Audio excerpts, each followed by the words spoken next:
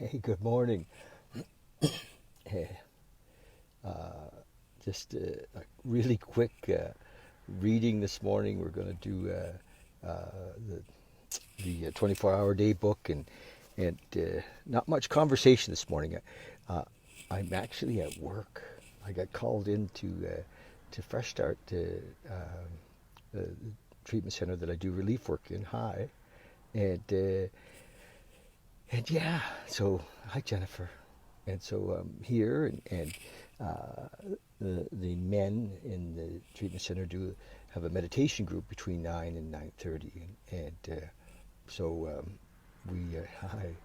uh, so I got to slip out to just do this. It's do my reading, and the thing that hi, Terrence, Jason, Terrence, Noble, nice to see you. The thing that came to me, I woke up at 5 this morning. Actually, I woke up at 4, and then I kind of went back to sleep, and then woke up again, and I was really, what really came was this: how attached we can be to identity. Now, when I say we, I mean we, because um, that's me as well. But when we see it, and it becomes obvious, then it starts to fade. You know, we recognize it. Holy shit! I'm not that. I'm not, the version of me that I think I am. I can start to let it go, and so just watch our identities. Watch the thing that we think we are, and and it begins to fade. Um, you know, we can be so hooked on this idea of what we are, what we think we are. And in the beginning, it seems quite easy. Like it's like, oh, I'm I don't know, I was a Cub Scout. I'm a Cub Scout. Uh, we start to see ourselves, and we say, I'm somebody's brother. I'm somebody's sister. I'm somebody's son or daughter, and we start to I am ourselves. I am this, I am that. And lots of times the things that we've been told we are not flattering.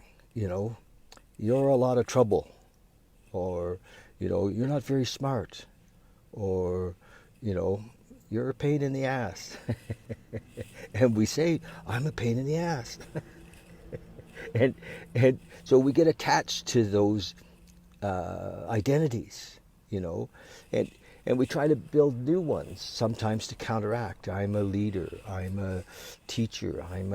Um, I'm a a healer. I'm a lover. And we I'm a child of God. They're all identities that actually separate us from the moment. And so just look at all the things we think we are.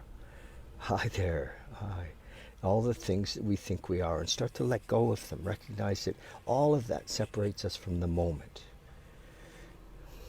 Here we are now, right now. Be here now. Remember? And there is only now. But identity and attachment to identity, you know, no, hold it lightly. That I am a father, I am a brother, very lightly. You know, it because um, just because it takes us out of the moment. When we're not here, we're we're you know we're not we're separate. We're in the density, and sometimes we hold on to our identities really strong. We become part of a community. We'll fight for it. And I mean, the wars of all time are all about holding on to a version of ourselves. So Ram Dass said, become his last the movie that Ram Dass movie is Becoming Nobody. And imagine I am nothing. So with letting go of everything, we, fall into our natural state. Ego has a fear. Well, if I'm not this, if I'm not that, what am I? I won't be anything. Where will I be in the world? Just relax. Our natural state is unconditional love. Our natural state is oneness with God. Uh, so as we leave all of that stuff behind, as we let go of all of our ideas of who we are, even in recovery, yes, I'm involved, I've been a sponsor and working with people in the 12-step world forever and ever, for a long, long time. But the trick is to hold it very lightly, not to be, caught up in the identity. Just the path isn't more important than the awakening. And so the path cannot stand in the middle. That's where sometimes with religion, doctrine keeps us from the awakening. It really does. So I think we're on the 8th. Are we on the 8th? Yeah, just a second. We are. I'm just going to open this book to the 8th. And I'm going to read, because that's what we do. Anyway, I love doing this and sharing with my friends this reading. This is from the 24-hour day book. I've been reading this, and it's just a nice little book. Some of it is a little, has some beliefs in it, because sometimes we identify with our beliefs, right? And we identify with our beliefs. So just let go of that too. And some of this book has that in it. It's hard to find a language that isn't pushing us towards a belief.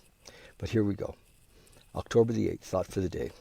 There is such a thing as being too loyal to any one group. Really, there he goes.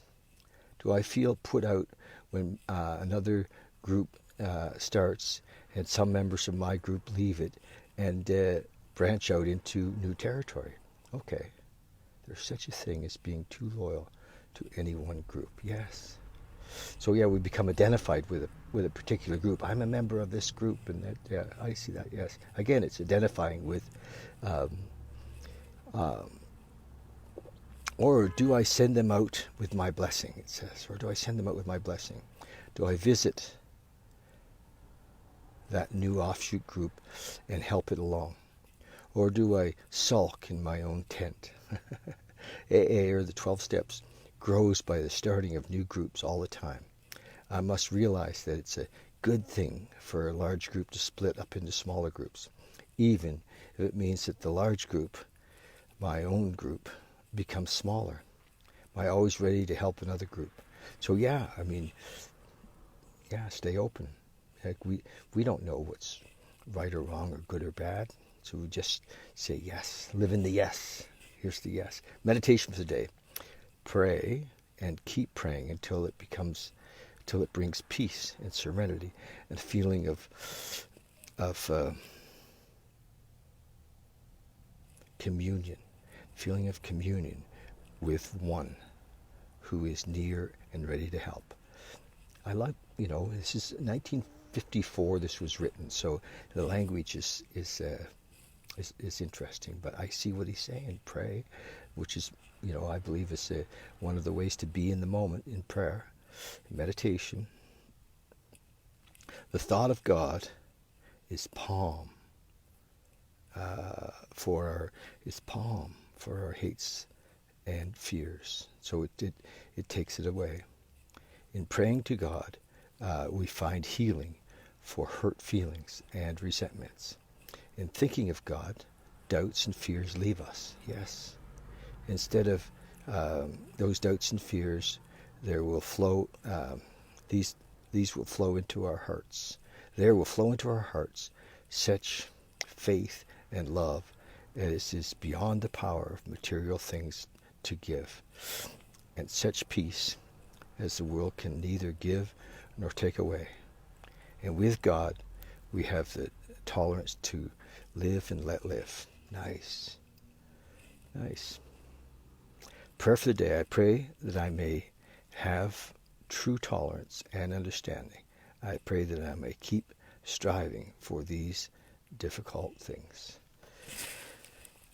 Nice reading. Okay, you guys, it's kind of a short go today. Love you. I'm reading on a daily basis. I just started yesterday. I hadn't planned to work, so I thought I was going to do this every day. This is the Bhagavad Gita. I am going to, but instead of 11 o'clock, because I got called into work, and this is, I love to serve here. I love being here. I won't be reading at 11. I'm going to read at 6. I get off at 4, so I'll read at 6. So that's it. Life is good. Love you guys, and thanks so much. So see you tonight, Bhagavad Gita at 6. And that's it. Bye-bye.